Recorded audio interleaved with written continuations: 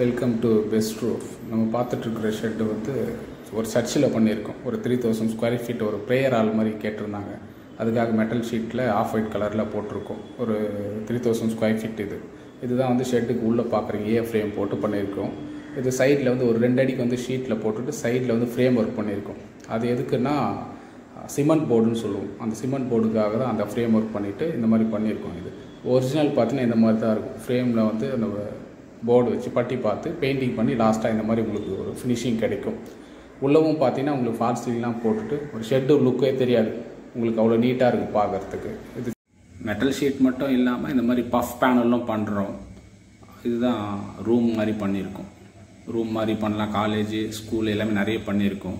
இந்த மாதிரி பஃப்பும் பண்ணுறோம். இது வந்து ஃபுல் டெரஸும் பண்ணியிருக்கோம். இது வந்து யூபிவிசி ஷீட்டு, யூபிவிசிலும் பண்ணுறோம். இதில் வந்து இதுவும் டெரஸ்லாம் பண்ணியிருக்கோம். பிரிக் ரெட் கலரில் பண்ணியிருக்கோம். இது வந்து பாலிகார்பனேட், அதிலே வந்து மல்டிவால் சொல்லுவோம், அந்த மெட்டீரியலில் பண்ணியிருக்கோம். இதுவும் பாலிகார்பனேட். இது வந்து சாலிட் மெட்டீரியல் சொல்லுவோம். கிளாஸ் மாதிரி இருக்கும் பார்க்கறதுக்கு.